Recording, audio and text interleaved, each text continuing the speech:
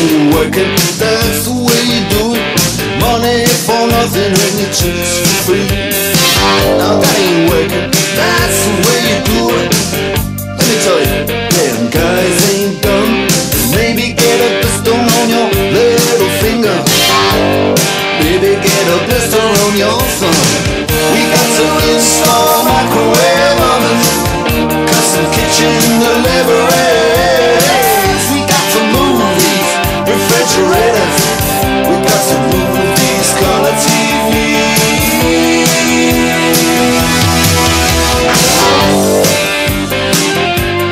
Move on, move on.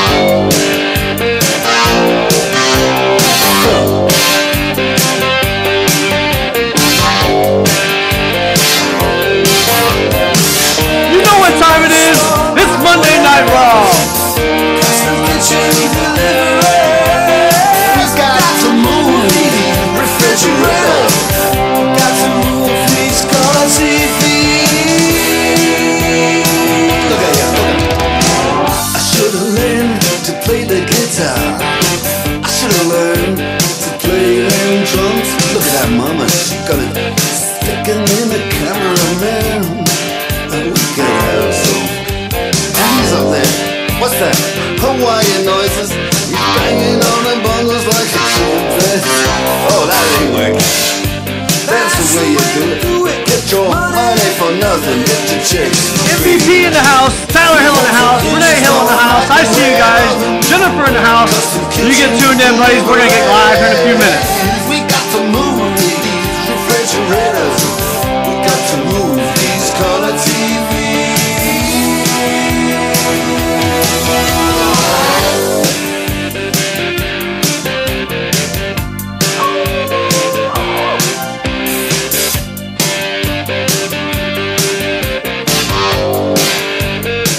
Listen here.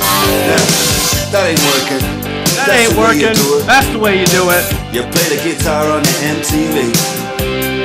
That ain't working. That's the way you do it. Money for nothing and your chicks for free. Money for nothing. And your chicks for free. What's that? Got money for nothing, that chicks for free, buddy. You know what time it is. It's Monday Night Raw. It's your boy Cardone. It's Cardone Race Corner. The chat room's a little slow today. Must be people hating on me already. They don't want to join and watch the new stuff that's going on. We got some good stuff going on tonight. We're going to be talking about P1 Aquax. We're going to talk a little bit about Jet Jam Racing because they had their first race back in Nautica in 20 years. They haven't had racing there, so we're going to bring that in. And then we're going to talk a little bit about the Hydrocross, Hydro Drag Racing, first round in Tavares, Florida. And then we're going to have Phil Pope, buddy, the UK rider, one-on-one with Cardone, buddy. Man, I hope you guys had a good weekend. Just another day in Florida, across the states. I know people are dealing with snow, dealing with this, dealing with that. I'm glad you guys joined in as usual. It's your boy Cardone in the house. We're doing what we can, and we're going to have some fun, talk about some cool stuff. So, on the list, we're going to talk about some cool stuff that we got going on. We haven't talked about Jet Jam Racing in a while, but they had their first race over the weekend. I was checking out some of their, I was watching some of their live feed. They had some good racing going there, had some good turnout. First race back to the Nautical Inn was really nice. So it looks like they're going off on a real strong start. You know, I was looking at I saw Saturday's numbers that they got posted, and I had some notes, and it looked like their largest class for Saturday, because I didn't see Sunday's results. I only saw Saturday's PDF. So I know some people being here, they'll be watching. They can freaking chime in and say what they had going on and let me know. I know that their largest class out of all the motos, they had 18 races on Saturday, and their largest class was the X2 class, which is 14 racers. Boy, them love them X2s on the West Coast, man. Them X2s are out of control, doing what they do best. So it looks like they're doing all right. It looks like, you know, at the end of the day, Jet Jam's going to come in and start doing their thing. And they had a good turnout over there. We're just going to watch the momentum and see how they keep flowing through with it, you know. First year, all new sanctioning body, their own little thing they got going on. So it's good to see they had their live feed up. I was trying to watch it a little bit. They had some cool stuff going on. That little, like, that start they had was pretty interesting. We had our own Florida boy, Doug Underhill, out there. Brett Underhill, sorry, I'm thinking of his dad. Brett was over there representing Florida. From what I saw on his post and what Doug was saying, he had four fourth place finishes, so he was doing pretty good. First race of the season for him out there, and he's working for Watercraft. So good. It's good to see them guys going on. Obviously we're going to be talking about some other stuff too. Huntington Beach, they got their race coming up this weekend. That's going to be an awesome, awesome, awesome venue, dude. Huntington Beach race. I saw them last year when they raced out there. They're racing again this year.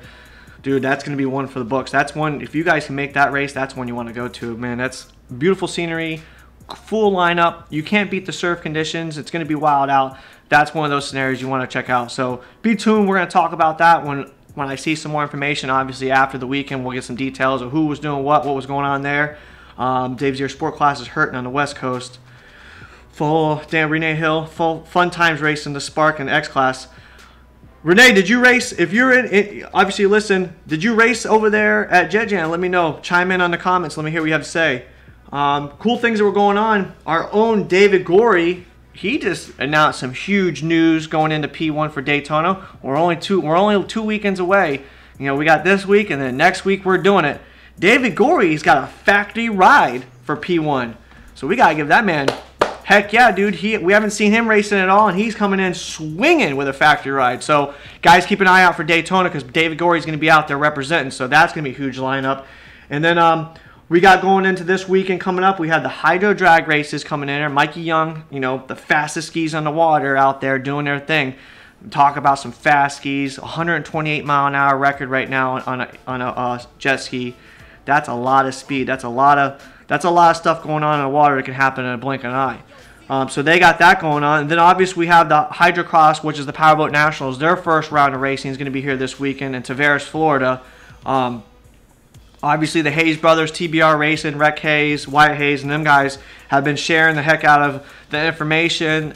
It is a payout weekend. So if you guys have, here's Florida boys, it is a payout weekend. Go up there with your Sport GP boats and your Spark. Go hang out, have fun. It's a payout weekend. You can't beat a payout weekend. It's Tavares, Florida. It's one of the best places to hang out too. Also, Mikey Young's really collaborated on that spot, really made it really nice, and they've really been working on it over the years, making it better and better. The only thing I gotta worry about is those seaplanes every once in a while. They just want to fly in and hang out in our little race course. But check it out. The Hydrocross. It's the Hydrocross and Nationals and the Hydro Drag Racing. Got my tongue's all messed up. Check them out. They're going to have a lot of things going on. April Fools. Glenn, that would be, you know what? Maybe David Gorey wasn't April Fools. That would be kind of funny. Got me good. If I announced it and it was April Fools, boy, you've played me real smart on that one, man. So we'll give him a heads up on that one. Tavares, Florida, Wooten Park. That's where everybody's invited. MVP Productions going to be out there. Manny's in the chat room. He's always sharing it. He's going to be representing it with his photography. He's got package deals just like Jessica Waters does. He's always out there hanging out with them guys. CT Racing will be down there. There's a lot of fast boats down there. There's going to be some really cool, interesting stuff going on that weekend there. So check it out. It looks like the weekend's going, we've already started the season off with some great racing. IGSBA European, they've got some stuff going on over there too that they're getting ready to start racing. So we're going to have our man Phil Pope on the phone, and he's going to talk about some cool stuff going into Daytona racing. Nick Gill's telling me 9 boats so far for Sport Spec in Huntington. I was really expecting, hey Nick, I was really expecting a lot more for Sport Spec in that class. I think last year, weren't there like 12 boats last year? I could have swore I saw 12 boats on the lineup, or maybe more. I would expect a little more, but and then again, the surf conditions over there might beat the heck out of you, sport guys. So, hey Nick, what is the largest class that was in it thus far? Because I couldn't find any information. What's the largest class so far that is at Huntington Beach? Hit me up on the chat room. Let me know. And then Renee, she responded to me, yes, I raised an EXR totally stock, no reflash in the Spark class as a stock boat.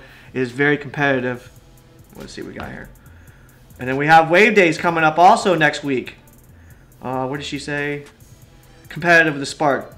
I was going to say, Renee, that's the new EXR. So, Renee, let us know. So they're allowing the new EXR to race with the Spark class in that sanctioned body, because I know in our classes they're not allowing that. So you got to give me some details on how that was. You raced the boat that was a stock, no flash, no nothing. So that's pretty good.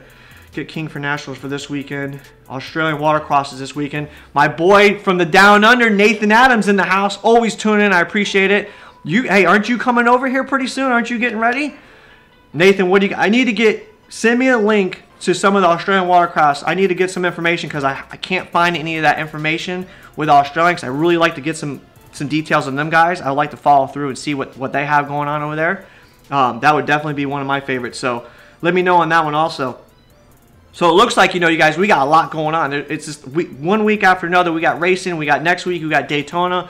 Obviously, we got Wave Days in Virginia Beach, which is another phenomenal. It's the second round of the Rec National Tour of Pro Watercross. And they also have they're doing the Lighthouse ride out there. I believe it's 13 miles they do also. So not only are they doing now that they also Dan's incorporated the freestyle world, but they're also incorporating the rec tour and allowing some of the runabout guys that want to do rec riding. They're going to do a Lighthouse run. And I believe I know Kevin's in the room. He's going to call me out on it. I believe it's 13 miles to the Lighthouse and back. He'll double check. He'll correct me if I'm wrong. I forgot about that one. That was in my half. So check that out. So Wave Days is really a fun. It gets larger and larger each year. I remember the last time I was there, we had snow flurries. Dude, we're riding jet skis and the snow was flurrying around. It was the most craziest thing ever. Crazy, crazy, crazy. Nick responded back to me. Vintage 550, the largest class with 11 entries thus far in Huntington Beach. Vintage 550, boy. You West Coast love those vintage boats. That's like the _1 thing with you West Coast guys. You love 28 miles round trip. There we go. So vintage in the West Coast is like the largest thing I've ever seen. When I went to Havasu, this is what you guys do. So that's crazy to see that. Back to Renee, she was talking about at JJM, you cannot reflash the ECU if you want to race and eat eggs are in the Spark class. A reflash ECU makes them way too fast, otherwise they only go about 51 to 52 miles an hour compared to a Spark. So the EXR, it looks like they're giving the EXR just a little bit of a challenge. They're keeping them stock. The biggest thing with the EXR is the cavitation off the line, so you can only imagine that. Nick's responding back saying that obviously the class is going to get larger and larger. Nick, hit me up. Send me a link too when you get a chance so I can follow through and see what's going on with Huntington Beach race too, so I can get some more details. I want to make sure I stay on point with them guys because that's a really fun race. I had an opportunity. I had somebody that was going to let me use a boat to race there. Everything was ready to go. It's just, dude, a plane ticket there and time off. It's just, you would need to take a Friday and a Monday off just to recover from the jet lag. So shout out to my people that wanted to help me out. I really appreciate it, but I just can't make it this year. Fundamentally, it just doesn't work. So, going into what we have, it just looks like, we got a lot of good stuff going on in the next couple weeks. We've talked about some good stuff. Last weekend was great racing. This weekend we got good racing, not only from here on the other coast, across the pond to Australia. Our European IGSBA, they're getting wound up. They're getting ready to start their racing too. The British Open, did he say the British? Phil Pope and I would talk more about it. They have another race going on. April 12th through the 17th is at Queensland, Australia. They got SCX. I don't know what that means, Kevin. You're throwing curveballs at me. You're putting me on the spot with some crazy stuff. But like I said, guys, what we were talking about last week, going into a lot of this stuff, we're going to have some cool stuff going on with the fact of now we're racing. We're not off season. We're not just trying to talk about what is and what isn't, rule book changes or what boats allowed, what boats not allowed. We're actually going into weeks and months of racing now, so we're going to be really calibrating. And Daytona, obviously we're going to talk about this because it's 2 weeks. Next weekend is Daytona P1 Aquax first round, back to the Daytona, the best beaches, best racing I think over there. You got Fort Lauderdale, you got Cocoa Beach, you got some really cool places for that. But for the sprint riders, you got Daytona, you got Pensacola, and then you got Fort Lauderdale. So that's going to be really exciting. But if you guys are staying tuned and looking at the entry forms for the pro and the pro amateurs and amateurs, they got a huge, huge lineup. Daytona P1's first round is going to be one for the books. I mean, I really hope that they've got their game together, and I hope they got their course marshals on point. I hope they got their directors going. I hope everything is on point because last year in Miami, it was real. We don't want to talk about. We're not going to bash it. It was just a bad situation. But with going into this, there's a lot of people are showing up to this race, and it looks like it's going to be really intense. So I'm looking forward to it. It's going to be phenomenal. I think it's going to be a really great weekend. It's going to be a nice weekend to get away, have fun, get back on the water. We already know the water temp's going to be a little bit chilly, but it's a lot better than what the Northerners are dealing with. So going into it, we're going to get the man Phil Pope on. We're going to get to talk to him for a little bit. So I'll give you guys a heads up. Phil Pope is obviously in the UK. We're 5 hours behind him. There's no way I can call him right now at 1 o'clock in the morning. So me and him had a one-on-one conversation over the weekend, shooting the shit with him, back and forth, got to really get some information from him. So what we're going to do is I'm going to go into a break. I'm going to bring Phil Pope in, and you guys will watch the pre-record, and I think you guys are going to like it. All right? Give me a few minutes. Let me get it situated, and we're going to do it.